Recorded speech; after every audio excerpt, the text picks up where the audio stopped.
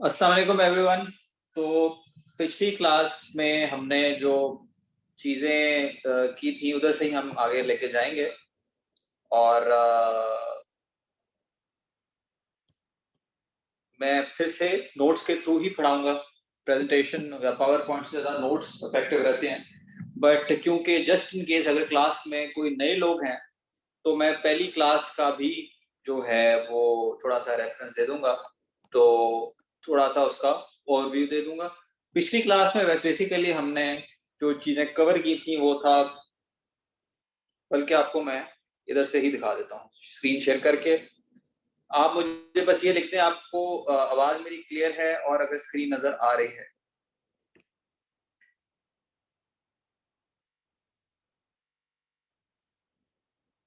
Share content.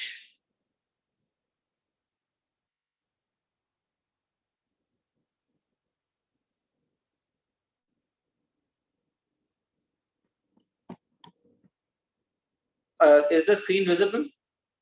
Okay, ठीक है। Screen is visible and now we will start the class इंशाल्लाह। अच्छा, पिछली क्लास में हमने शुरू किया था स्टॉक्स क्या हैं कंपनी में, हिस्सेदारी का तरीका है। आपने कंपनी को एक्सपैंड करना है बिजनेस को, तो आप या अपने पैसे लगाते हैं या बैंक के लगाते हैं या इनिशियल पब्लिक ऑफरिंग करते हैं, जिसकी वजह से स्टॉक मार्केट में कंपनी जाती हैं और हम जैसे लोगों को हिस्सेदार बना देती हैं। ये कॉन्सेप्ट हमने पढ़ा था। फिर हमने इक्विटीज का कॉन्सेप्ट पढ़ा था और ये कॉन्सेप्ट पढ़ा था कि स्टार्टअप्स जो हैं वो फेल कर जाती हैं और उसकी पूरी ग्लोबल पिक्चर पढ़ी थी।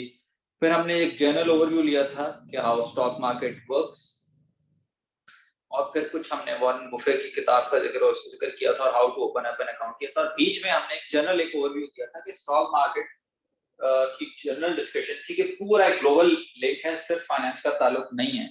इसी वजह से आप देखते हैं कि फाइनेंस के एक्सपर्ट्स भी जो हैं वो उसमें मार खा जाते हैं, जिसमें कई फैक्टर्स थे फाइनेंस अकाउंट्स के अलावा, economic factors, political factors, psychological factors, media information का जो रोल है।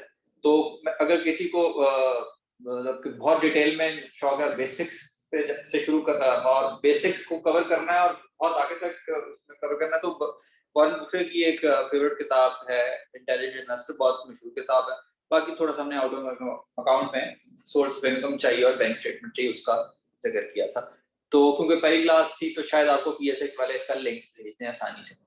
अच्छा, आज जो है हम सेशन 2 शुरू कर रहे हैं और सेशन 2 में अब ठीक है क्लास भी आ चुकी है और हमारी पिछली क्लास में कुछ चीज़ें वहीं से कंटिन्यू करनी थी। पहला कॉन्सेप्ट जो पिछली क्लास में था कि लोग स्टॉक मार्केट में इन्वेस्ट क्यों करते हैं, वो था कैपिटल गेन वर्सेस डिविडेंड। ये कॉन्सेप्ट बेसिकली ये है कि स्टॉक मार्केट में कैपिटल गेन का जो कॉन्सेप्ट है उसमें आपने एक 100 रुपए की कंपनी खरीदी, 100 रुपए का एक कंपनी का हिस्सा खरीदा, शेयर खरीदा, और कंपनी ने बहुत अच्छा काम किया और कंपनी की जो मालियत है वो बढ़ गई, 50% बढ़ गई या बढ़ गई, तो आपका जो एक शेयर है वो 100 रुपए से लेट से 150 रुपए का हो गया। आपने वो शेयर बेच दिया और आपके पास 100 रुपए जो हैं वो वापस आ गए और 50 रुपए आपको प्रॉफिट हो गया। इस तरह से टोटल आपके पास 150 वापस बैंक अकाउंट में आ गए। तो इस चीज को कहेंगे कैपिटल गेन, जब कंपनी की वैल्यू इंक्रीज कर जाए, when value of a company और अ शेयर कह रहे हैं इंक्रीजेस,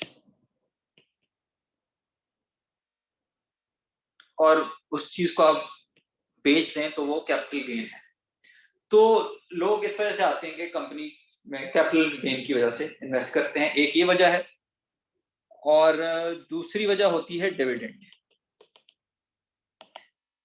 डिविडेंड बेसिकली सिंपल है, प्रॉफिट शेयरिंग। यानी कि इसमें ये होता है कि आपने वही एग्जांपल ले लेते हैं, आपने 100 रुपए का शेयर खरीदा और बेचा नहीं, कंपनी को जो प्रॉफिट हुआ अपना, वो उन्होंने हर शेयर होल्डर को वापस कर दिया। यानी कि कंपनी को साल बाद 10 रुपए प्रॉफिट हुआ, तो आपके बैंक में 10 रुपए आ गए और आपके पास 100 रुपए का शेयर भी रहा। तो लेट से आप शेयर बेचना चाहें 100 रुपए का, तो बेच भी सकते हैं, तो आपके पास 110 रुपए आ जाएंगे। तो होता ही है कि कंपनी के पास जब एक्स्ट्रा कैश आता है, या वो प्रॉफिट की सूरत में अपने हिस्सेदारों को दे देती हैं वो प्रॉफिट, या वो री इन्वेस्ट कर देती हैं एक और बिजनेस खोलने के लिए, एक्सपैंड करने के लिए, जिससे कि फ्यूचर में कंपनी की वैल्यू, शेयर प्राइस बढ़ना शुरू हो जाती है। मुझे पर्सनली कैपिटल गेन वाली कंपनीज पसंद है। हम थर्ड सेशन में देखेंगे, आइडेंटिफाई करेंगे कैपिटल गेन और डिविडेंड वाली कंपनीज इन थर्ड सेशन में we'll identify both companies on stock market, third और फोर्थ सेशन में या फोर्थ। तो एक बेसिक सा था कि हम इन दो कॉन्सेप्ट की वजह से आते हैं।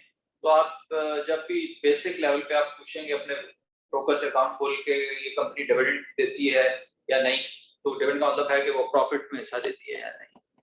बाकी कैपिटल गेन वाली कंपनीज नॉर्मली ब्रोकर रिकमेंड नहीं करते। मुझे पर्सनली कैपिटल गेन वाली पसंद है, जिसकी पहली क्लास में एग्जांपल दी थी, वो 5-6 गुना बढ़ भी जाती है कंपनीज, तो आपके पैसे बहुत ज्यादा मिकदार से बढ़ने के उसमें चांस होते हैं।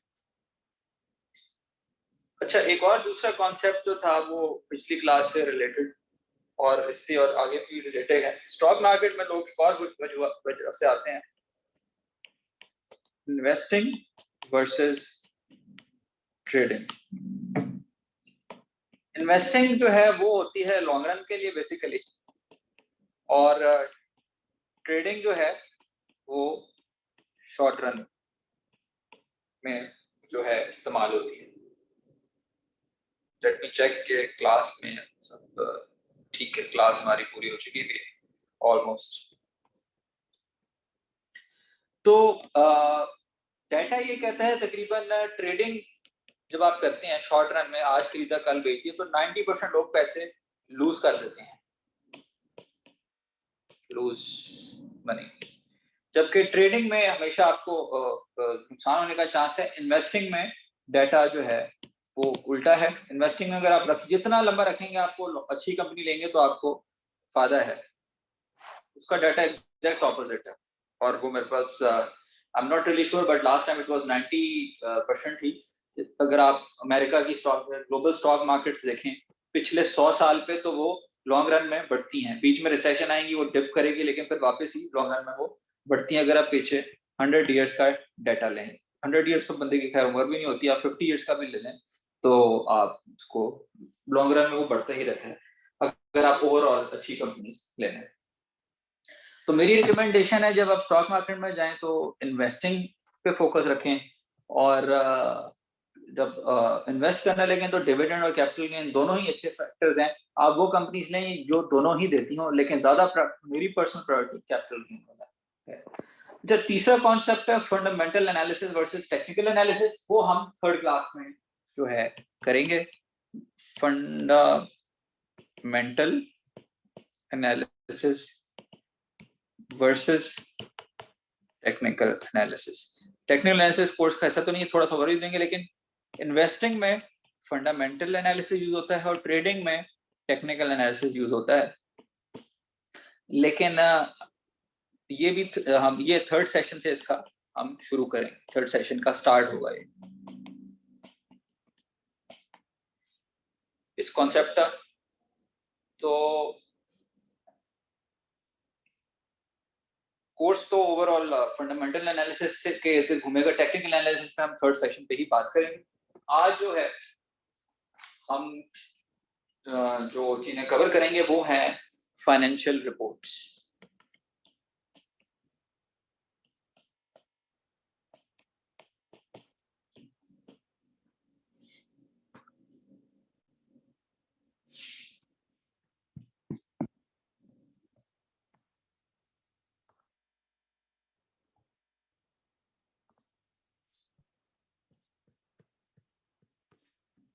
फाइनेंशियल रिपोर्ट्स जो है इसको बहुत ज्यादा कंफ्यूज करके पढ़ाया जाता है और इसको बहुत कॉम्प्लिकेट कर दिया जाता है। तो और इस पे पूरे पूरे कोर्सेज हैं, मतलब सर्टिफिकेशंस हैं, ACCA, CA, CFA जो ज्यादातर हेड ऑफ ब्रोकरेज फर्म्स होते हैं, CFA 1 ज्यादातर इस पे फोकस करता है। इतना टेक्निकल होने की जरूरत नहीं है। स्टॉक मार्केट में आपको बेसिक उसकी कवर कर लेनी चाहिए, जैसे कि हमने पहले क्लास में डिस्कस किया था कि overall economic factors, political factors, so many information, वो इम्पोर्टेंट है। आप तो एप्स बन गई हैं जो आपको सीधी सीधी रेशियो कैलकुलेट करके दे देती हैं, लेकिन क्योंकि बेसिक लेवल है तो मैं आपको बेसिक्स ये आपको इसका ओवरव्यू दे देंगे। हम एक केस स्टडी करते हैं। कॉफी स्टैंड,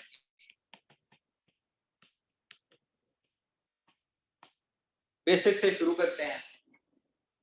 पहले कुछ हम अज्यूम कर लेते हैं कि हमने या किसी बंदे ने एक कॉफी स्टैंड का बिजनेस शुरू किया। सर्दियां बहुत हैं, कॉफी अगर बेचनी है तो उसने पहले एक कॉफी मशीन ली 4,000 रुपए की। अब हम बिजनेस शुरू कर रहे हैं, लेकिन ये जो कॉन्सेप्ट है ये मैं इसलिए बता रहा हूँ, स्टॉक मार्केट के जनरली ये बिजनेस, जो लोग बिजनेस कर रहे हैं और अगर नहीं कर रहे हैं या जॉब्स कर रहे हैं उनके लिए भी बहुत फायदेमंद है। This is the basics of business. तो आपने एक कॉफी स्टैंड का बिजनेस शुरू करना है किसी मॉल में, किसी जगह पे, तो आपने इन्वेस्ट किया, 4,000 रुपए की कॉफी मशीन ले ली और आपने उसमें कॉफी मशीन लेने के लिए अपना पर्सनल जो है, आपके पास 2,000 रुपए थे, वो आपने लगाए और आपने बैंक से या किसी दोस्त से, इस केस में बैंक ले लें, लोन ले लिया क्योंकि आपके पास 2,000 ही थे, वो वहां से लिए। 2,000 आपने अपने लगाए, 2,000 बैंक से लोन लिया, कॉफी मशीन लगा दी और बिजनेस शुरू कर दिया। और आपने महीने बाद आपने कह लें जो है सेल्स जो की कॉफी बेची, टोटल महीने बाद आपने 10,000 रुपए की कॉफी बेच दी। और ऑब्वियसली कॉफी बेची आपने, कॉफी खरीदी होगी, दूध खरीदा होगा, चीनी खरीदी होगी, मशीन तो है ही, तो आपका टोटल खर्चा भी जो है, जो आपका एक्सपेंसेस कह लें खर्चे को, वो महीने बाद एक्सपेंसेस आया 8,000। ये आपका बेसिक बिजनेस आपने किया। अब आप चाहते हैं कि यार इस बिजनेस को मैं जरा फाइनेंशियल रिपोर्ट पे कन्वर्ट कर दूं और उधर से हम रेशो निकालते हैं। स्टॉक मार्केट में ये होता है, कंपनी बिजनेस करती है, उनकी इंफॉर्मेशन जो है ऑडिटर फाइनेंशियल रिपोर्ट्स में कन्वर्ट कर देते हैं। वो फाइनेंशियल रिपोर्ट्स देख के स्टॉक मार्केट में इन्वेस्टर आता है, जाता है और शेयर ऊपर नीचे जाता है। ये सारी गेम का है, ये सारी गेम है। तो ये हमने बेसिक लेवल पे एक बिजनेस हमने लिख दिया, नंबर्स लिख दिए। अब हम इससे फाइनेंशियल रिपोर्ट बनाते हैं।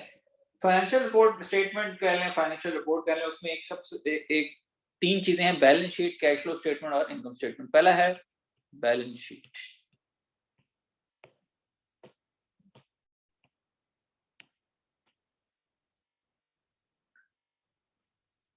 बैलेंस शीट में तीन चीजें जो हैं वो इस्तेमाल होती हैं, एसेट्स, इक्विटी और लायबिलिटी। और बैलेंस शीट में एक फार्मूला इस्तेमाल होता है, assets equals equity plus liability.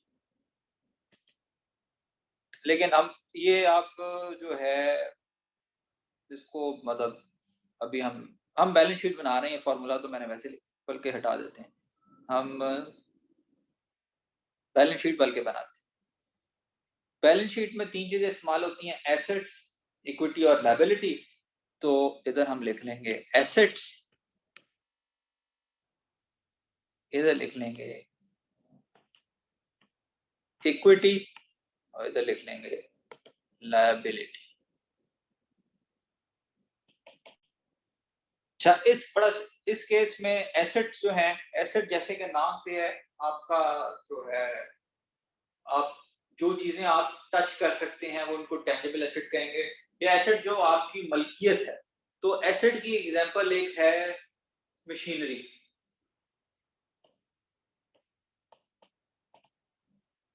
तो इस केस में इक्विटी वो होता है जो आपने अपना पैसा डाला लिया, अपना पैसा उसमें डाला होता है जेब से, यानी कि ओनर का अपना पैसा, कैश कह लें। और लायबिलिटी होती है, जो लायबिलिटी नाम से पता चल रहा है, लायबिलिटी उर्दू में कहेंगे कि बोझ लायबिलिटी, तो जो कर्जा लिया हुआ है आपने जो वापस करना है, डेट हो गया। तो इस केस में हमने देखा कि हमने मशीनरी ली थी, कॉफी मशीन ली थी, चलें 4000 रुपए इधर डाल दें। इक्विटी हो गया जी जो कि अपना ओनर ने पैसा डाला था, वो 2000 रुपए।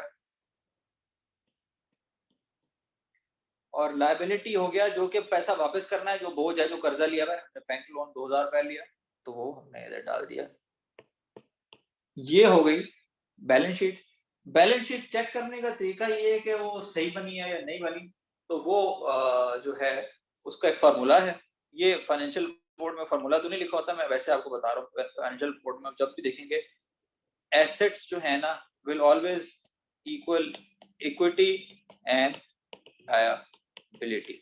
आप कोई भी कंपनी ऑनलाइन गूगल करें, गूगल पे कोई भी कंपनी डालें और उसको रखें एनुअल रिपोर्ट ज्यादा बोलते हैं, कंपनी का नाम लिखें तो बैलेंस शीट को लेके इसमें नॉर्मली ये 3 हेडिंग होंगी, एसेट्स, इक्विटी और लायबिलिटी। अच्छा, एसेट है इसमें 4000 जो कि हमने लिखे मशीनरी, इक्विटी जो अपना पैसा 2000, और लायबिलिटी में जो कि कर्जा लिया 2000, तो हमेशा ये बनेगा। ये हो गई बैलेंस शीट।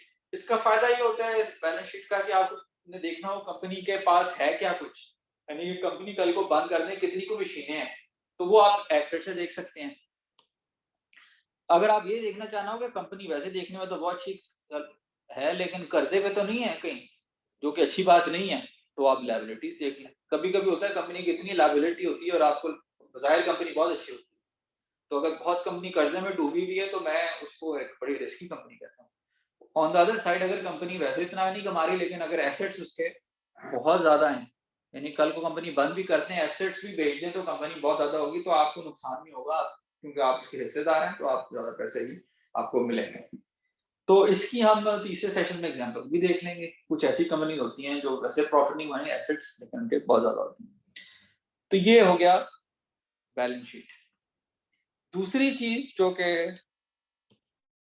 या इनकम स्टेटमेंट में आ सकती है, कैश फ्लो। हम कैश फ्लो कर लें, कैश फ्लो स्टेटमेंट।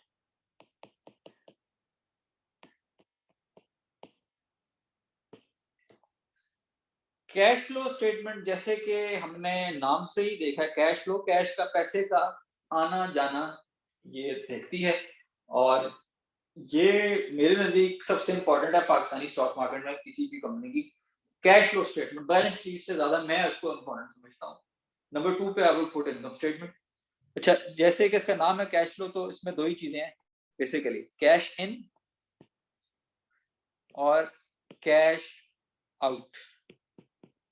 पैसा आया कितना, पैसा गया कितना। अब हम पीछे वापस अपने डाटा पे चले जाते हैं। हमने देखा कि महीने के एंड में हमने 10,000 रुपए की सेल कर दी, तो 10,000 की सेल की, तो पैसा आया कितना, 10,000। पैसा बाहर कितना गया, महीने के एंड में हमने देखा था कि हमने 8,000 का खर्चा कर दिया था, जिसमें कॉफी मशीन के अलावा ऑब्वियसली हमने पानी लिया होगा, दूध लिया होगा, कॉफी ली होगी, चीनी ली होगी, कप्स लिए होंगे, तो 4,000 खर्चा। तो हमारा महीने के एंड में 8,000 खर्चा हो गया। नॉर्मली कैश आउट या जो पैसा बाहर जा रहा है उसको हम अकाउंट्स की में ना ब्रैकेट में डाल देते हैं कि वो बेसिकली पैसा नेगेटिव चीज यानी बाहर गई।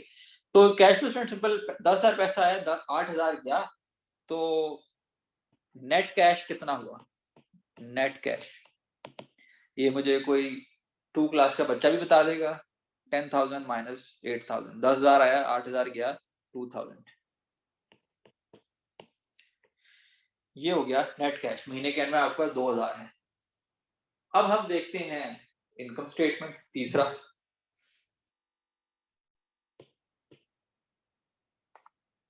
इन the mean time have to check के आवाज जो है आ रही है या नहीं। ठीक है, गुड टू सी क्लास बढ़ती जा रही है जैसे जैसे टाइम ज़्यादा होता जा रहा है, तो मिस ना किया करें, टाइम पे आ जाया करें 3 बजे। अच्छा जी, balance sheet, cash flow statement और अब तीसरा और आखिरी इनकम स्टेटमेंट। इसको प्रॉफिट एंड लॉस स्टेटमेंट भी बोलते हैं, इनकम स्टेटमेंट। इसको प्रॉफिट एंड लॉस स्टेटमेंट भी बोलते हैं। जिस तरह इसको हम फाइनेंशियल रिपोर्ट्स हैं ना, इनको एनुअल रिपोर्ट भी कहते हैं। तो आप बल्कि एनुअल रिपोर्ट अगर गूगल करें तो उसको ज्यादातर एनुअल रिपोर्ट, फाइनेंशियल रिपोर्ट में तब भी आ जाए। तीसरा है income statement. Balance sheet, cash flow हो गया। अब इनकम स्टेटमेंट भी सिंपल है। इसमें इनकम जैसे नाम उसका कैश था, cash flow, cash in cash out, ये है इनकम, पैसा कितना कमाया। तो इसमें प्रॉफिट एंड लॉस बेसिकली ये बताती है at the end of the day. Revenue आ जाता है और एक्सपेंसेस। अच्छा, अब हम देखें कि हमें रेवेन्यू कितना हुआ, वापस डाटा पे चले जाते हैं। हमने महीना बिजनेस किया और हमने जो है सेल्स हमारी 10,000 की हुई थी, तो रेवेन्यू हमें हुआ 10,000, 10,000 रेवेन्यू हुआ। और एक्सपेंसेस कितने हुए? 8,000। तो इधर हमने लिख दिया 8,000। अगेन ये ब्रैकेट में आएगा क्योंकि खर्चा हुआ है। तो प्रॉफिट कितना हुआ? अगेन 2,000। तो अब आप कहेंगे सर आपने कैश फ्लो स्टेटमेंट और इनकम स्टेटमेंट को रिपीट कर दिया, उधर कैश इन 10,000, कैश आउट 8,000। ये बड़ा सिंपल होती है कैश फ्लो, वो कुछ नहीं देखती लेफ्ट राइट, वो देखती पैसा आया कितना है, पैसा गया कितना है, नेट कैश कितना है। इनकम स्टेटमेंट जरा वो डिफरेंट है, वो टर्मिनोलॉजी चेंज करके रेवेन्यू यानी 10,000 और एक्सपेंसेस 8,000 और प्रॉफिट कितना हुआ 2,000। अब अगला सवाल है कि ये रिपीट करने की क्या जरूरत है नाम चेंज करके। तो ये बड़ा एक इंटरेस्टिंग है और ये एक एडवांस लेवल क्वेश्चन रेज कर देता है। वो होता ये है कि लेट से कि आपने 10,000 की सेल कर दी और 8,000 खर्चा किया। 10,000 की सेल तो कर दी आपने, इस तरह लिख, अच्छा उसमें से एक बंदा था, उसने आपको कहा कि यार मैंने ना अपने वो आपने जहाँ कॉफी स्टैंड लगाया हुआ था वहां पे एक साथ कोई कंपनी थी, उन्होंने आपसे पूरी 1,000 रुपए की कॉफी ले ली और उन्होंने कहा वो हम आपको पैसे 2 दिन बाद दे देंगे, चेक बना के दे देंगे, कैश पे नहीं देते, हम आपको 2 दिन बाद दे देंगे। तो आपने रेवेन्यू पे तो डाल दिया कि यार ये मैंने सेल कर दी, मगर वो पैसा आपके पास नहीं आया। तो ये डिफरेंस है। यानी कि एग्जाम्पल, मैं एग्जाम्पल दे रहा हूँ कि आपने 1,000 ही जो मैंने बात किया उस केस में आप रेवेन्यू तो लिखेंगे 10,000 आ गया, खर्चा आपने वो 8,000 ही किया। अच्छा, कैश इन जो है ना वो आपके पास 9,000 है और कैश आउट आपके पास 8, वो तो 8,000 ही था जी। 10 के मतलब 10,000, 8 के मतलब 8,000। मतलब इस केस में ये डिफरेंस हो जाएगा इनकम स्टेटमेंट में और कैश फ्लो स्टेटमेंट में, कि वो आपने रेवेन्यू में तो डाल दी कि मैंने सेल तो बाकी 10,000 की की और प्रॉफिट मेरा 2,000 बनना चाहिए, लेकिन क्योंकि पैसे अभी वो आए नहीं है और नेट कैश इधर जो है वो आपके पास 1,000 है, वो क्योंकि उन्होंने 2 दिन बाद देनी है तो आप इस वजह से ये डिफरेंस है। अभी तो आपके पास नहीं आया ना। तो ये अच्छा, ये आप कॉन्सेप्ट जो है बहुत ही एडवांस लेवल का कॉन्सेप्ट इसलिए भी है और कोर्स क्योंकि बेसिक लेवल है, तो मैं आपको सिर्फ बेसिक ओवरव्यू ही दे रहा था। एक सवाल ये रेस कर देता है, मतलब ये तो मैंने आपको आउट ऑफ द बॉक्स आके बता दी कि वो सवाल ये है, why are some companies in profit but have zero cash? ये एक स्टॉक मार्केट का बहुत बड़ा सवाल है। मतलब ये बड़े बड़े फाइनेंस के एक्सपर्ट्स, एक सवाल है कि आप कई कंपनीज की जब फाइनेंशियल रिपोर्ट या एनुअल रिपोर्ट खोलें, आप जब उनकी प्रॉफिट एंड लॉस स्टेटमेंट में जाएं, इनकम स्टेटमेंट जिसको बोलते हैं या प्रॉफिट एंड लॉस स्टेटमेंट बोलते हैं, इनकम स्टेटमेंट में जाएं तो उन्होंने लिखा होता है उनका तो इतना प्रॉफिट हुआ, लेकिन जब उनकी आप कैश फ्लो स्टेटमेंट खोलें, जब आप नेट कैश देखें उनका, तो नेट कैश जो है वो उनका 0 होता है या बहुत कम होता है। ये क्या चक्कर है, अभी प्रॉफिट को लिखना है, पैसा उनके पास नहीं है, यही सारी कहानी। तो इसीलिए मैं आपको कह रहा था कि मुझे पर्सनली कैश फ्लो स्टेटमेंट ज्यादा पसंद है, वो भाई डायरेक्ट देखते हैं। और इसमें एक बहुत मशहूर केस स्टडी है जो कि हम आगे आगे डिटेल में भी कवर कर सकते हैं। फेमस केस स्टडी वो है पाकिस्तान पेट्रोलियम लिमिटेड, जिसका सिंबल है PPL। ये स्टॉक मार्केट पे कंपनी है बाजार में, बड़ी जबरदस्त ब्लू चिप कंपनी है जो कि ऑयल एक्सप्लोरेशन कंपनी है। मैं कोई शेयर एंडोर्स नहीं कर रहा, मैं एग्जांपल आपको दे रहा हूँ, मतलब एक समझाने के लिए। ऑयल एक्सप्लोरेशन कंपनी यानी कि ये तेल वगैरह की कोई खाई निकल आए पाकिस्तान में तो ये कंपनी है। तेल ये जो है, और बाकी ये सप्लाई करती है, हमारे जो बिजली बनती है वो तेल से बनती है, तो उधर कंपनीज को। अच्छा, इस अब मैं वापस प्रैक्टिकलिटी पे आ गया हूँ, ये आपने बेसिक कवर कर लिए तो थोड़ा सा मैंने दे दिया। अब आपने पहले तो मैं होमवर्क आपको जो है वो एक इससे रिलेटेड एक दूंगा, वो ये है कि आपने ये 3 चीजें जो है ना,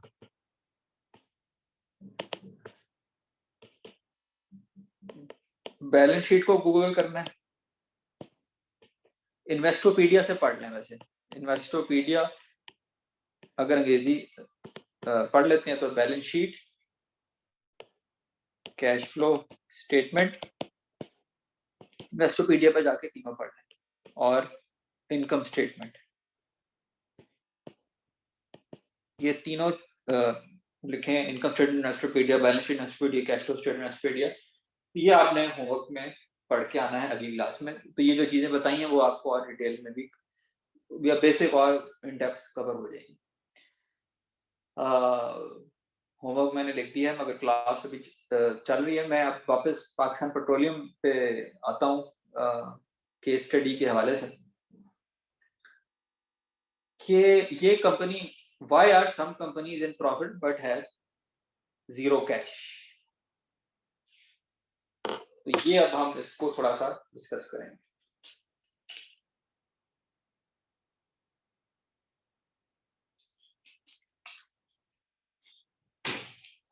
इन द मीन टाइम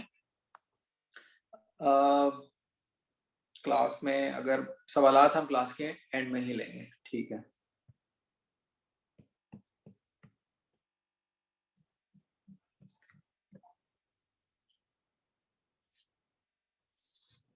अच्छा, वो काफी लोगों ने ज्वाइन कर लिया। अगर कोई वो सोशल मीडिया पे भी, तो मैंने पिछली क्लास में ग्रुप बनाया था, वो ट्विटर पे आप @हिसान3 हिसान लिखें तो वो आप फॉलो कर सकते हैं।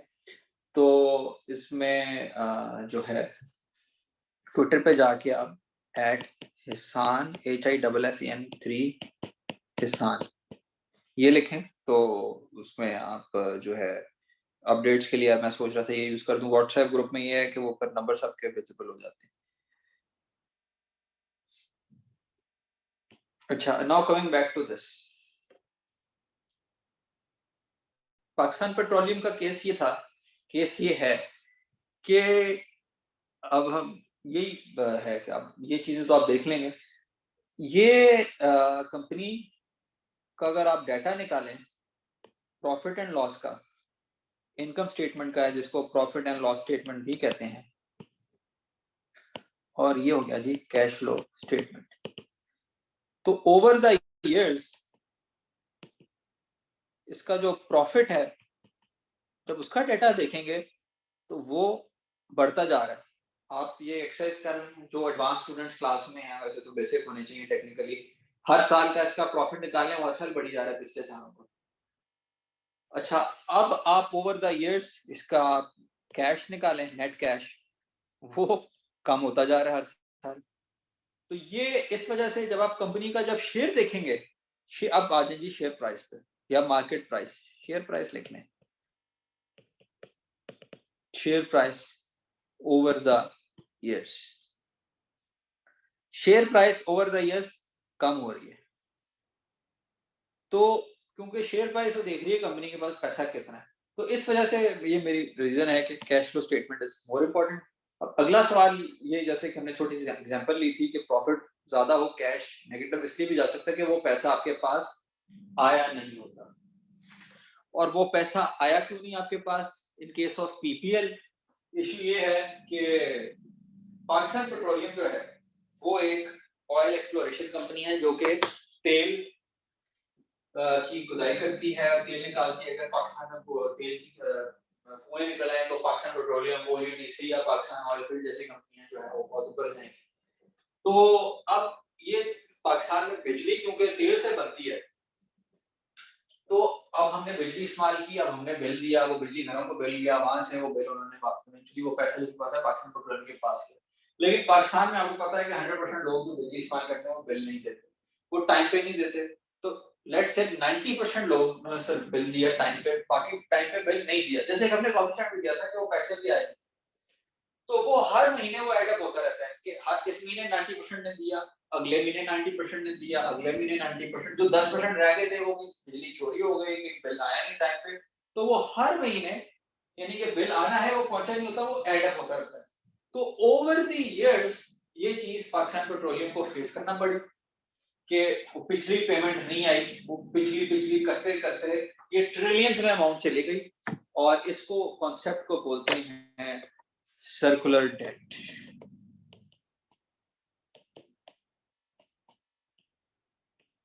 इस वजह से उसका कैश कम होता जा रहा है, प्रॉफिट बढ़ता जा रहा है।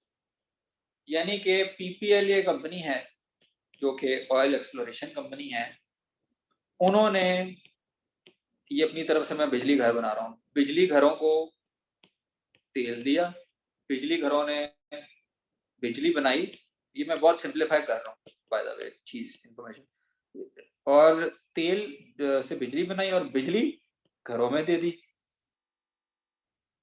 इलेक्ट्रिसिटी। अब घरों ने जो है वो पैसे दिए बिजली को, वापडा को, जिसको भी बिल देना है, और उसने फिर आगे जो तेल खरीदा था आगे पीपीएल को पैसे देने थे। तो आपने तो दे दिया, आप बड़े अच्छे थे, आप बड़े अच्छे लॉ अबाइडिंग सिटीजन है, इस तरह हजारों लाखों घर हैं, तो कुछ घरों ने बिल नहीं दिए, इन्होंने दे दिए, अच्छा इन्होंने नहीं दिए टाइम पे, तो वो एडअप होता गया, बिजली तो यूज हो गई, तो उन्होंने कहा बाद में कलेक्ट करेंगे, तो ये चीज एडअप होती गई, और ये जो बहुत बड़ी अमाउंट थी जो कि पूरे पाकिस्तान से नहीं पहुंची या आगे लिंगर ऑन करती गई, इस चीज को सर्कुलर डेट कहेंगे, जिसकी वजह से उनके इनकम स्टेटमेंट में प्रॉफिट जो है वो तो आ रहा होता है ज्यादा, कि यार ज्यादा से ज्यादा ये तेल ले रहे हैं, ज्यादा से ज्यादा बिजली यूज हो रही है, पैसा आ रहा है, लेकिन कैश ओवर टाइम कम होता रहता है। और इस वजह से शेयर प्राइस जो है, value of company, share price, वो क्योंकि कैश को ज्यादा देखती है, वो नीचे जाती गई। अब अगला सवाल ये है कि यार शेयर प्राइस कैश को क्यों देखती है, प्रॉफिट को क्यों नहीं देखती, बिकॉज असल चीज कैश है। और इसको मैं और अगर आगे टेक्निकल अगर करने की कोशिश करूं,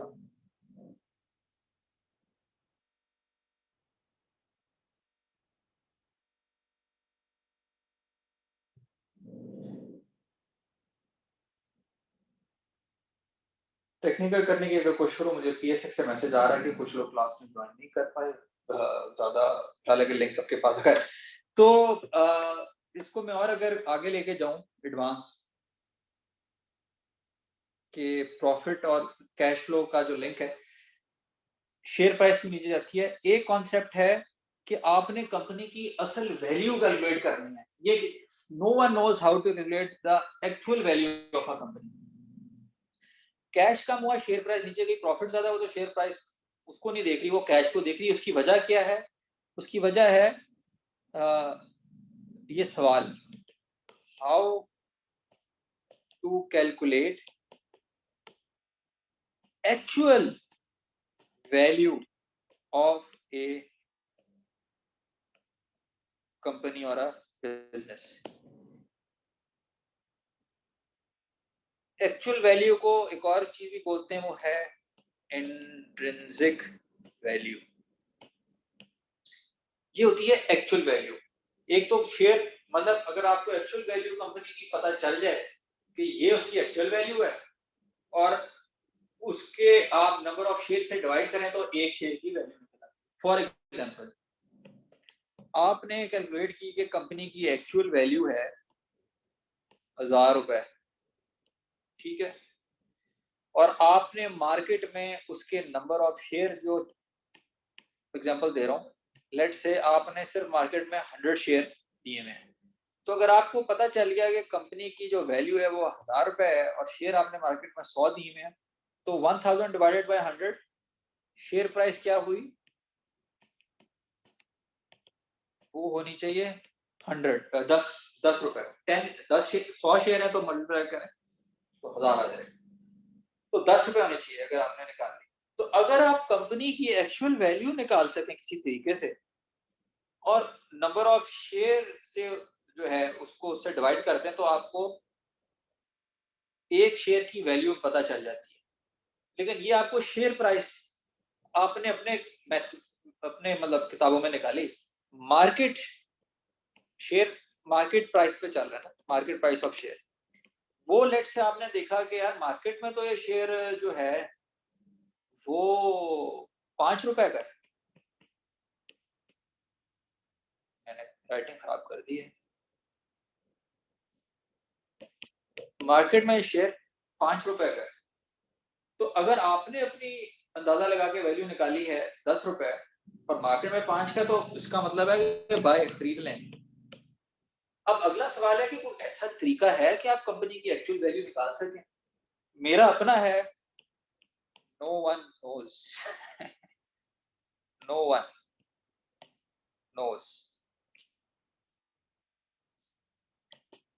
knows how to calculate intrinsic value यानी कि रियल वैल्यू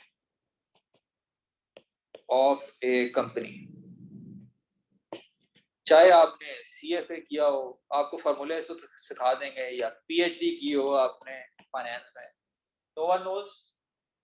और इसलिए वो मार खाते हैं कि आपने टेक्निकली आपको पढ़ाते तो हैं सीएफए में कि इंट्रिंसिक वैल्यू कैसे निकालनी, एक बड़ी अच्छी डिग्री है सीएफए फाइनेंस की, लेकिन वो उसमें क्या वजूहत है वो हम फोर्थ या फिफ्थ सेक्शन में करेंगे। आपको मैं इसका बेसिक दे देता हूँ कि इंट्रिंसिक वैल्यू का एक सबसे अच्छा जो तरीका, 2 3 4 तरीके हैं।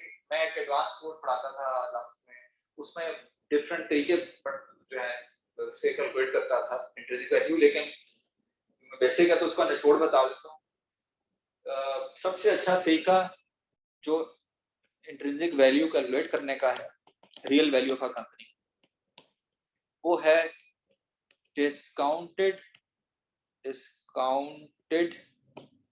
Cash flow method. इसको डीसीएफ मॉडल भी बोलते हैं, discounted cash flow model, DCF method. ये कैश फ्लो देखता है, ये सिर्फ कैश फ्लो स्टेटमेंट यूज करता है तरीका। और ये करता क्या है कि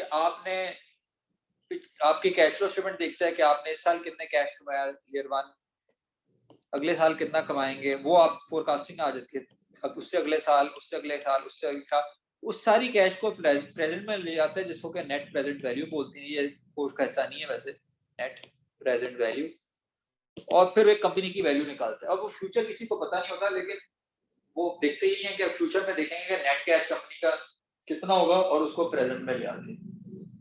तो अब ये मैंने आपको बेसिक लेवल पे बात इसलिए बताई है, coming back to that PPL example, Pakistan petroleum की एग्जांपल, वो यही हो रहा है कि कैश क्योंकि उसका कम होता जा रहा है और वो फोरकास्ट कर रहे हैं कि हर, वो देखा उन्होंने पिछले 5 सालों में, अगर हमने जो ग्राफ बनाया था मैंने खुद ही, वैसे ऐसे ही है असल में, क्योंकि उसका कैश फ्लो कम होता जा रहा है ओवर ईयर्स। तो अगला भी फोरकास्ट आप करेंगे बेस्ड ऑन प्रीवियस डाटा और फ्यूचर में भी देखें। तो वो अगर इस साल उन्होंने 100 रुपए कमाए, अगले साल 90 कमाएंगे, उससे अगले साल 89 कमाएंगे, उससे अगले साल 88 कमाएंगे, 87, 85। तो वो आप उसको जब प्रेजेंट में करें तो आप ओवर टाइम उसकी इंट्रिंसिक वैल्यू भी गिरती जाएगी, और जो भी उसकी इंट्रिंसिक वैल्यू आएगी आप उसको लिख लें, उसको नंबर ऑफ शेयर से डिवाइड कर लें और एक आपके पास इंट्रिंसिक वैल्यू आ जाएगी।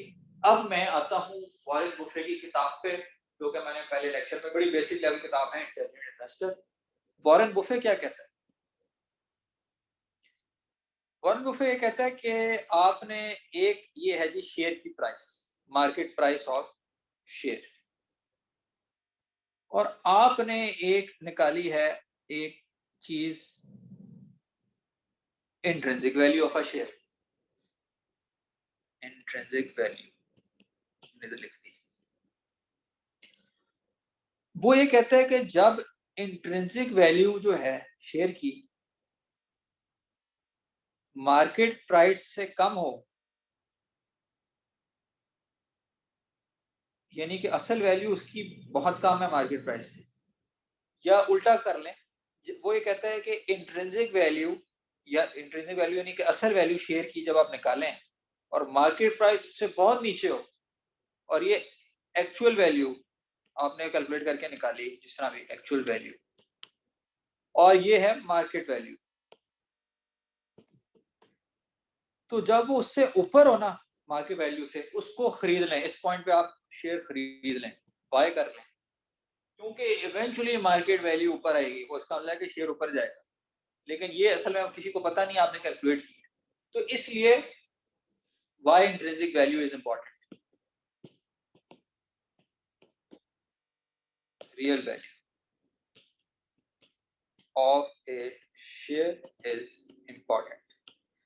तो ये उसकी कहानी है, इसलिए इंट्रिंसिक वैल्यू आपको, अगर आप करें और अगर आप कैलकुलेट करें और मार्केट प्राइस से बहुत ऊपर हो, तो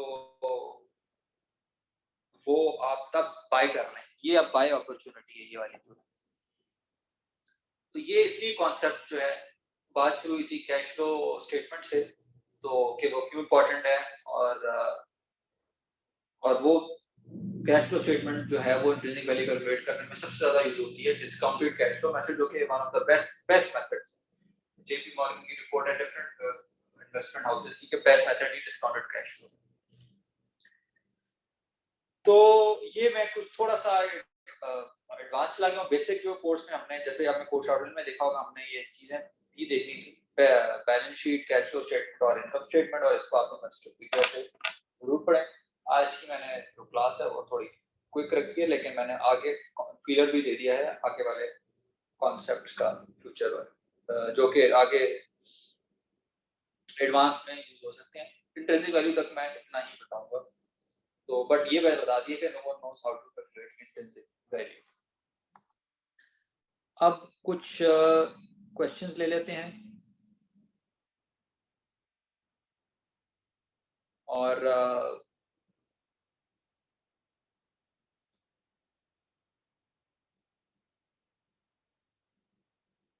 let me start with the questions. अच्छा,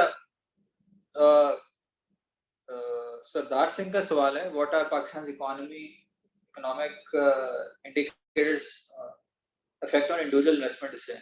ये बहुत इसका लंबा आंसर है, तो ये मैं सवाल को भी रोक के रखता हूँ, बाकी आंसर दे देता हूँ। अच्छा, एक दिवेश ने पूछा है, given overview of question of profit and zero cash. ठीक है, इसका ओवरव्यू ये है कि कंपनी प्रॉफिट में हो सकती है मगर जीरो कैश। इसका हो सकता है कि आपने चीज तो बेच दी लेकिन आपको पैसे नहीं पहुंचे, अकाउंट रिसीव्ड, तो आप प्रॉफिट में लिख देंगे कि आपने चीज बेची थी, आपको पैसे आने, लेकिन वो बंदा भाग गया, उसने पैसे नहीं दिए, तो वो कैश आपके पास नहीं आया, वो फिर आप बैड डेट उसको फ्यूचर में जाके लिखेंगे।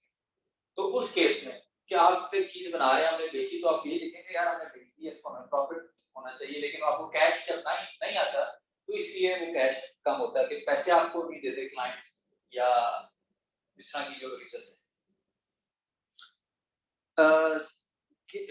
Pakistan economic investment decision. अच्छा, इकोनॉमिक इंडिकेटर बड़ा इंपॉर्टेंट पॉइंट है, ये पहली क्लास इस बारे में थी कि इकोनॉमिक इंडिकेटर्स, पॉलिटिकल आसान बता देता हूँ, पॉलिटिकल जो है सर्टेनिटी अच्छी होनी चाहिए, इंटरेस्ट रेट जो है स्टेट बैंक के वो ज्यादा नहीं कम होने चाहिए, जितना इंटरेस्ट रेट बढ़ेगा आपकी स्टॉक मार्केट नीचे जाएगी, मैंने पहली क्लास में बताया था, पॉलिटिकल जितनी अनसर्टेनिटी होगी स्टॉक मार्केट नीचे जाएगी।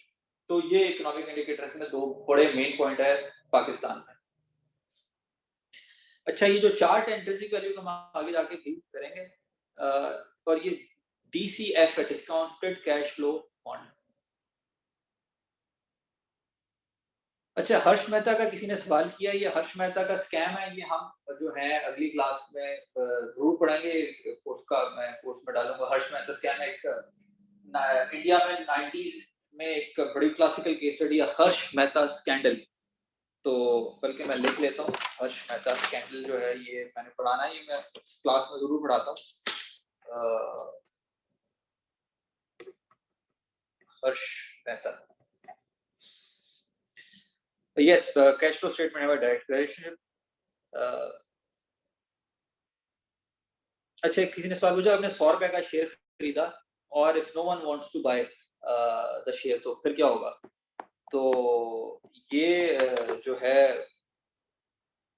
एक सेकंड, सवालात बहुत ज्यादा आ गए, जस्ट होल्ड ऑन, वो सवाल बीच में गुम हो गए।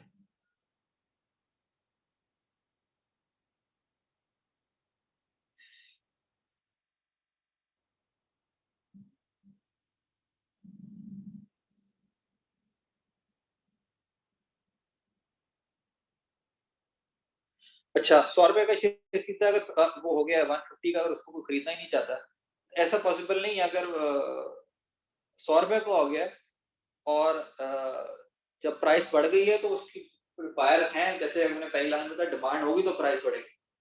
तो प्राइस बढ़ी, इसका मतलब है कि वो खरीदार हैं तो प्राइस बढ़ी है। लेकिन इसका ट्रिक ये है कि जब स्टॉक मार्केट में जाए तो हाई वॉल्यूम शेयर खरीदें। सेकंड लास्ट क्लास में देखेंगे, हम देखेंगे कि हाई वॉल्यूम शेयर क्या होता है। हाई वॉल्यूम होता है जिसके के शेयर मार्केट में बहुत ज्यादा ट्रेड हो रहे हो, ताकि आपको बेचने में आसानी हो। वैसे हाई वॉल्यूम शेयर आप खरीदेंगे तो फौरन उसी वक्त जैसे आपने कैश लिया वैसे बिक जाएगा।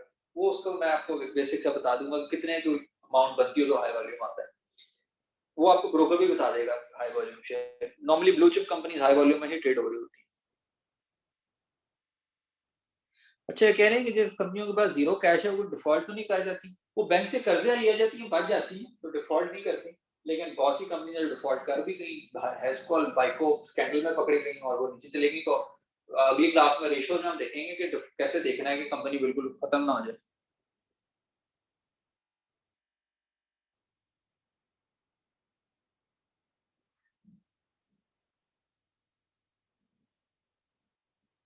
ठीक है, अब मैं कुछ और क्वेश्चन वो भी आंसर कर देता हूँ।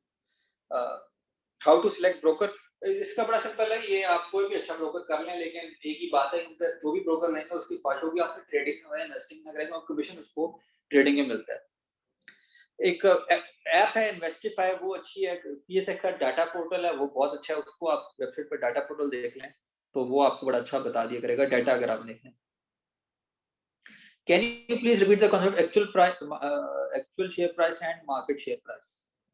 ठीक है, ये मैं आपको फिर से रिपीट कर दूंगा क्लास के एंड में। If a company is bankrupt, so what are the value of share? जब बैंकरप्ट हो जाए तो उसके सारे एसेट वो बेच देते हैं, तो वो आपको पैसे सराउंड में देते हैं। इसलिए है कि एसेट बड़े इंपॉर्टेंट है, कंपनी के एसेट देख लिया करें। अगली क्लास में हम देख लेंगे आपके थ्रू के एसेट कैसे देखते हैं।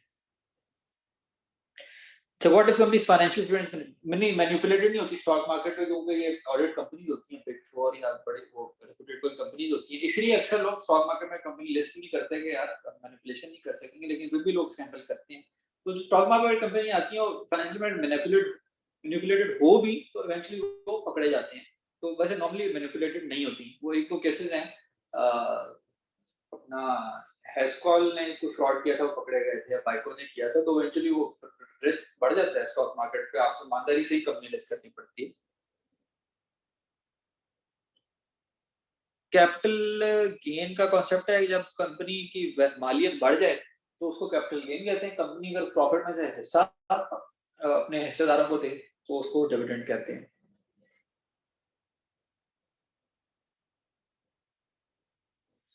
Discounted cash flow method from basic to advance, देखें ये किसी ने पूछा है डिस्काउंटेड कैश फ्लो मेथड। मेरे पर्सनल एक्सपीरियंस है सीएफएस को भी नहीं आता करना, कर अगर आता हो तो वो मिलियनर हो, सारे फाइनेंस रिव्यू वाले सीएफएस या पीएचडी, वो इसलिए नहीं आता। वो एक पूरा इस पे वो सेशन हो सकता है। वो वजह ये है कि इसमें ना फ्यूचर फोरकास्टिंग आ जाती है। अब वो उन्होंने फार्मूला तो पढ़ा है डीसीएफ, वो उनको बहुत अच्छा आता है कैलकुलेट करना टेक्निकली। लेकिन अब यूक्रेन रशिया वॉर हो जाएगी, ये तो नहीं वो फोरकास्ट कर सकेंगे पॉलिटिकल सिचुएशन, उससे ऑयल ये होगा, उससे फलानी ऑयल की प्राइस में ये चेंज आ जाएगा, उससे फिर ऑयल की डिमांड में ये चेंज आएगा, उससे कंपनी की फ्यूचर सेल्स में ये चेंज आएगा। तो वो इतने फैक्टर्स रिलेटेड होते हैं कि वो ना एक बिल्कुल एक डब्बे में बैठ के देख रहे होते हैं। इस वजह से डिस्काउंटेड कैश फ्लो मेथड किसी को कैलकुलेट करना नहीं आता। वैसे तो इसके फॉर्मूला आपको इंटरनेट पे भी मिल जाएगा, मगर चूंकि इस पे फ्यूचर फोरकास्टिंग आती है, इस वजह से उसमें पॉलिटिकल फैक्टर, इकोनॉमिक फैक्टर्स आ जाते हैं, जो कि फाइनेंस एक्सपर्ट्स इसमें मार खा जाते हैं। Why don't you brokers recommend buying shares which will give capital gain? अच्छा सवाल है। ब्रोकर तो वैसे अच्छा शेयर रिकमेंड करते हैं, क्योंकि वो जो ब्रोकर उन्होंने बिठाया होता है वो थोड़ी सी तनख्वाह पे होता है, उसका काम होता है आपसे ट्रेडिंग करवाना। तो वो तो स्पेकुलेटिव भी शेयर आपसे करवा देते हैं। हालांकि कैपिटल गेन वाला शेयर उनको रिकमेंड करना चाहिए। उनको होता है ना कि ये पता लेके फॉरेन बेच दे। तो एक मार्केट में वैसे क्लीशेड भी चलता है कि यार चलो जो शेयर डिविडेंड दे रहे थे, हालांकि कैपिटल गेन की एग्जांपल है सिस्टम लिमिटेड, 100 रुपए से 800 रुपए तक चला गया, या बड़ी अच्छी कंपनी जो है वो बढ़ती रहती हैं, तो वो ज्यादा आपको पैसे मल्टीप्लाई हो जाते हैं। डिविडेंड 10% दे देंगे तो वो हालांकि सिस्टम्स वगैरह दोनों ही करती है, कैपिटल गेन प्लस डिविडेंड।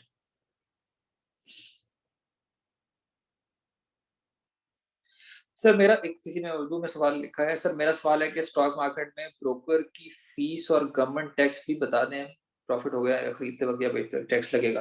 अच्छा ये इस स्टॉक जब खरीदते हैं तो ब्रोकर की भी फीस होती है और गवर्नमेंट को टैक्स वो भी जाता है, लेकिन आप परेशान ना हो। आपने आप इधर 1 लाख आपने लगाए हैं, तो चलो एग्जांपल ले लेते हैं। आपने 2017 में सिस्टम्स लिमिटेड में 1 लाख डाले, 2018 में वो 1 लाख आपके 1 लाख ही थे, लेट से आपने नहीं बेचा। 2019 में भी वो 1 लाख आपके 1 लाख ही होने, शेयर उसका 100 रुपए का था 2019 में। 2020 में भी आपने नहीं बेचा, 21 में आप बेचने गए, वो शेयर जो 100 रुपए का आपने लिया था वो 800 का हो गया, यानी कि आपने जो 1 लाख डाले थे वो 8 लाख हो गए। आपने बेच दिया और आपने 8 लाख कमा लिया। गैस करें आपने टैक्स कितना दिया होगा? आपने ब्रोकर की फीस होगी नेग्लिजिबल कुछ पॉइंट्स में, और 5-6 हजार से ज्यादा नहीं होगी, और जो टैक्स दिया होगा वो होगा आपने होगा तकरीबन small percentage of the profit. तो ब्रोकर की फीस तो तकरीबन नेग्लिजिबल ही होती है, वो तब पड़ती है आप ट्रेडिंग रोज ट्रेडिंग करें तब ब्रोकर पैसे कमाता है। और जो टैक्स देते हैं वो तो जिससे आप कोई भी चीज करें, जो टैक्स आप देते हैं, कोई भी बिजनेस करें उस पर जो टैक्स है, तो प्रॉफिट पे उसका टैक्स एक परसेंटेज बनती है। पहले 16 था, वो कम हो गया 5-6-7 हो गया, तो वो एक टैक्स है। तो एक्चुअली स्टॉक मार्केट में इन्वेस्टमेंट है, हुकूमत को भी फायदेमंद है, इस तरह से टैक्स भी बन जाता है। रियल एस्टेट में ऐसे नहीं होता था। तो ये है, ब्रोकर फीस ऑफर नेग्लिजिबल होती है और आपको प्रॉफिट पे से एक पर छोटी सी परसेंटेज होती है, वो हुकूमत को टैक्स देना पड़ता है। अच्छा जी, अच्छा बहुत से लोगों ने इंट्रिंसिक वैल्यू और मार्केट, अच्छा आज मैंने ना शॉप किया वो इंट्रिंसिक वैल्यू और मार्केट वैल्यू का कॉन्सेप्ट जो है वो किया है, मतलब क्लास का हिस्सा थोड़ा सा इंडायरेक्टली था बताने के लिए कि कैश फ्लो से कितना रिलेटेड है। इसको मैं अगली क्लास में और डिटेल में हम इस पे बात शुरू करेंगे, क्योंकि अगली क्लास में हमने जो है इससे रिलेटेड भी है, और इंट्रिंसिक वैल्यू और मार्केट, तो ये बहुत एडवांस कॉन्सेप्ट है, मैंने इसको बड़ा बेसिक करके बताने की कोशिश की है, लेकिन मैं अगली क्लास इधर से ही शुरू करूंगा, इंट्रिंसिक वैल्यू और मार्केट वैल्यू से ग्राफ बना के। वो जो मैंने आखिरी ग्राफ में उसको इग्नोर करें आप इस हफ्ते। फिर आपने बैलेंस शीट के बारे में पढ़ना है, इन्वेस्टरपीडिया पे कैश फ्लो स्टेटमेंट के बारे में पढ़ना है, और प्रॉफिट एंड लॉस स्टेटमेंट के बारे में पढ़ना है। अगले हफ्ते के शुरू में हम इसी क्लास का जैसे आगाज करेंगे। इंट्रिंसिक वैल्यू आसान अल्फाज में बता दूं, असल वैल्यू एक शेयर की क्या है, और मार्केट वैल्यू जो आपको स्टॉक मार्केट में नजर आ रही है। अगर आप असल वैल्यू शेयर की कैलकुलेट कर लें तो आप सही अंदाजा लगा सकते हैं कि मुझे ये शेयर खरीदना चाहिए या नहीं खरीदना चाहिए। वो जो ग्राफ है वो मैं अगली क्लास के शुरू में उसको डिटेल में डिस्कस कर लूंगा। अभी किसी ने सवाल पूछा है कि scam of 92 Harsh Mehta scam क्या था, उस पे एक मैंने लिख लिया, इसको मैं मेंशन जरूर करना चाहूंगा। एक इंडी 90 अर्ली 90 में एक इंडिया का बंदा था जो कि बहुत ज्यादा इसने पैसे बनाए थे स्टॉक मार्केट पे, अपेरेंटली लूपहोल इस्तेमाल करके, तो फिर वो जेल हो गया था और बड़ा उसको एक फेमस स्कैंडल बन गया था। सुचिता दलाल ने उस पर एक आर्टिकल लिख किया था, तो उसको हर्ष मेहता स्कैंडल बोलते हैं। वो मार्केट मैनिपुलेशन को यूज की थी, वो कर्जा ले रहे थे बैंकों से, वही कर्जा लेके स्टॉक मार्केट में पैसे डाल रहे थे, बहुत उन्होंने पैसे बना लिए। तो क्योंकि ऑब्वियसली रिटर्न बहुत अच्छे आते हैं और आप इसी तरह आर्टिफिशियली पर शेयर को मैनिपुलेट कर सकते हैं, बहुत ज्यादा उसको खरीदना शुरू करते हैं, उसकी प्राइस बढ़ जाती है, पंप एंड डंप। ये तो एक कोर्स से रिलेटेड भी है, तो ये ऑब्वियसली मैं शेयर कर दूंगा। पॉइंट्स क्या होते हैं, गुड क्वेश्चन, जिसको हम ये तो आगे जाके हमें करना है जब हम प्रैक्टिकली आएंगे।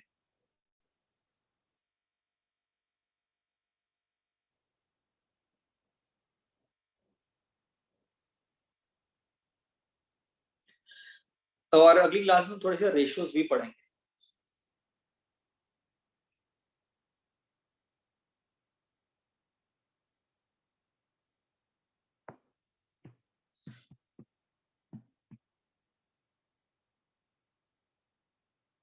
अच्छा, let me share this, just one second.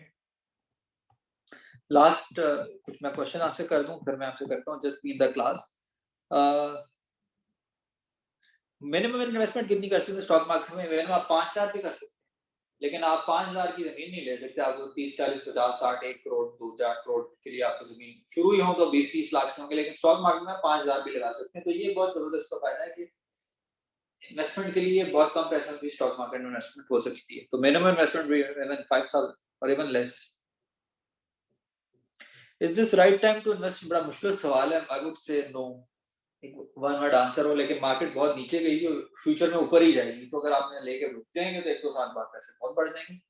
लेकिन अभी जरा पॉलिटिकल अनसर्टेनिटी है, डिफॉल्ट हम नहीं करेंगे, लेकिन वो मार्केट में परसेप्शन है डिफॉल्ट का, वो इसलिए है कि वो रेटिंग एजेंसियों ने हमें ट्रिपल सी दे दी है, वो फ्रेश ग्रेजुएट्स रख के रेटिंग को निकाल लेते हैं, मगर उससे फॉरेन इन्वेस्टर परेशान हो जाता है, वो इन्वेस्ट नहीं करता। इस वजह से जो मार्केट अंडर वैल्यू हुई है, फ्यूचर में ऊपर जाएगी इवेंचुअली जब सिचुएशन क्लियर होगी।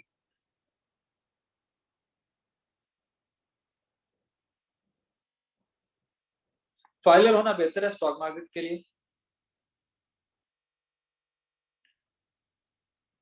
राइट, चलें अब ये मैं जो है थोड़ा सा इंट्रिंसिक वैल्यू और मार्केट वैल्यू का कॉन्सेप्ट जो है वो फिर से आपसे मैं शेयर कर ही लूँ थोड़ा सा। मैं स्क्रीन शेयर कर रहा हूँ।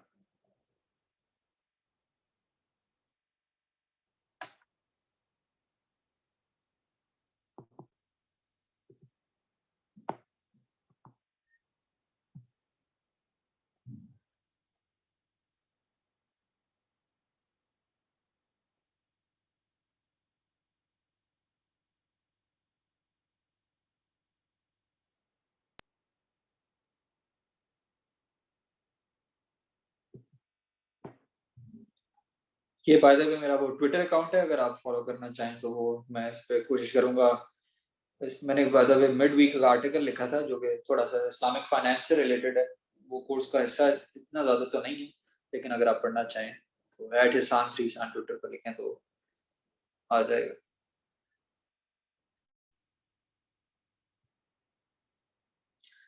अच्छा, ये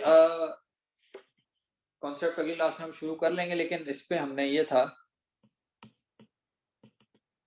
प्राइस और टाइम इधर है। ये चल रही है शेयर की मार्केट प्राइस, जो स्टॉक मार्केट पे आपको नजर आ रही है, जो असल आप किसी भी ग्राफ पे खोलें तो आएगा। तो आप किसी भी मोमेंट पे, ये साल चल रहे हैं 2014 से शुरू हुए, अभी 2022 चल रहा है, आपने हर साल कैलकुलेट की, हर 6 महीने बाद, हर 3 महीने बाद कैलकुलेट की, तो एक पॉइंट आया कि आपने शेयर की मार्केट वैल्यू देखी, वो इधर थी। शेयर लेट से एग्जांपल ले रहा हूँ, ये मैं डोर्स बिल्कुल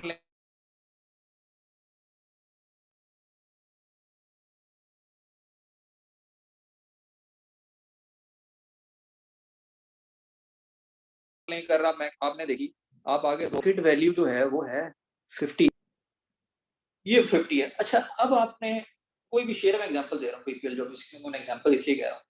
अच्छा, अब आपने DCF discounted cash flow method से पीपीएल की एक्चुअल वैल्यू निकाली कि फ्यूचर में क्या आने वाली है, वो बनी जी लेट से 100। तो आपने देखा कि स्टॉक मार्केट पे पाकिस्तान पेट्रोलियम 50 रुपए का है, और मैंने जो एक्चुअल वैल्यू निकाली है जिसको कि इंट्रिंसिक वैल्यू बोलते हैं, डीसीएफ मेथड के साथ उसका एक फार्मूला है, क्लास के शुरू में वैसे मैं लेके दूंगा, आपको बेसिक सा एक ओवरव्यू दे दूंगा कि निकालते कैसे, बेसिक ओवरव्यू। तो खैर वो थी आपने निकाली जब इंट्रिंसिक वैल्यू, जो कि मैंने पहले भी बताया कि पिछली क्लास में कि वो किसी को उस पर और बात करेंगे, नहीं निकालनी थी या बहुत ही मुश्किल टास्क है, तो आपने निकाली वो 100 रुपए है। तो आप ये जब अपॉर्चुनिटी है ना कि इंट्रिंसिक वैल्यू मार्केट वैल्यू से बहुत ज्यादा ऊपर हो, तो इस पॉइंट पे आप खरीद लें शेयर, बाय कर लें, क्योंकि इवेंचुअली वो ऊपर ही जाएगा उधर से, क्योंकि जैसे जैसे लोगों को पता चलता जाएगा भाई इसकी वैल्यू तो ज्यादा बनती है फॉरेन इन्वेस्टर्स को, इंस्टीट्यूशनल इन्वेस्टर्स को, तो वो ऊपर ही जाएगा। तो ये कॉन्सेप्ट है बताने के लिए था कि why intrinsic value is important, the real value. तो ये एक मेन था, और अगली क्लास हम इधर से ही जो है वो शुरू करेंगे। तो I think that will be it, this will be the end of class. मैं जो है कुछ और क्वेश्चंस ले लेता हूँ एंड पे, अगर मैं देख लेता हूँ अगर हैं, और फिर हम क्लास को खत्म करते हैं। अच्छा, आप मैं कुछ सवाल ले लेता हूँ और फिर हम क्लास खत्म करेंगे। किसी ने ये सवाल किया है कि you think intelligent investor will be helpful and applicable to Pakistan market? No, it is not applicable because वो intelligent investor पहले काफी कुछ decades पहले की लिखी गई किताब है। फॉर एग्जाम्पल वो कहती है कि पी रेशो जो है वो जो है 5 से नीचे हो या 10 से नीचे हो, पी एक रेशो होती है, वो ले लें तब शेयर लें, 10 से ऊपर हो तो ना लें। तो यहाँ जितनी टेक कंपनी है ग्लोबल, वो उनकी पी रेशो 20 से ऊपर है, तो तब टेक कंपनीज होती ही नहीं थी, इसलिए उसकी बात ही नहीं हुई। तो इसलिए वो आपके ना बेसिक्स अच्छे कर देती है, तो उस वाले से अच्छी है। बाकी वो काफी पहले लिखी गई है, तो उस दौर के हिसाब से है।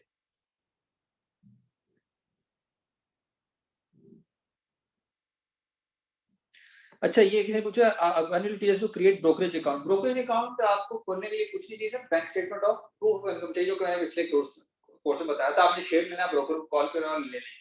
हाँ, ऑनलाइन डाटा पोर्टल को यूज करने का वो आपने ऑनलाइन कैसे खरीदना है वो हम देख लेंगे, एक लेक्चर कर सके उस पे, लेक्चर खुद आपने खरीदना ऑनलाइन कैसे खरीदते हैं। मगर टू क्रिएट ब्रोकरेज अकाउंट जैसे bank statement and proof of income, यानी सैलरी स्लिप और बैंक स्टेटमेंट। बिजनेस कर रहे हैं तो बिजनेस डॉक्यूमेंट, और अगर सोर्स ऑफ इनकम नहीं है तो अपने डिपेंडेंट का, वालिद का, हस्बैंड का डिपेंड जो आप ले लें। अच्छा, बाकी सवाल वही हैं, तो दैट विल बी इट। अगली क्लास के लिए आपकी जो 3 जो हैं मैंने बताई, bank state, balance sheet, cash flow statement, income statement, Investopedia, जहां से भी आप पढ़ा, इन्वेस्टोपीडिया अच्छा सोर्स है, इसलिए मैंने वो लिखा है, वो वीडियो दिखाता है। तो अगर कोई इंग्लिश नहीं पढ़ सकते तो उनकी 1-2 मिनट की वीडियो होती है, उधर से आपको समझ आ जाएगी। तो उसमें balance sheet, cash flow statement और इनकम स्टेटमेंट लिखना है, वो पढ़ के जरूर आए। और अगली क्लास का शुरुआत हम इंट्रिंसिक वैल्यू से करेंगे, और हर्ष मेहता स्कैंडल भी उसमें करेंगे, और थोड़ी सी रेशियोज भी कवर कर लेंगे। So that will be it. बाकी मैं इसको जो है रिकॉर्डिंग को जो है खत्म कर देता हूँ। बाकी कुछ सवाल होते तो मैं देख लूंगा, अभी आपको आंसर कर दूंगा। ये रिकॉर्डिंग जो है इसको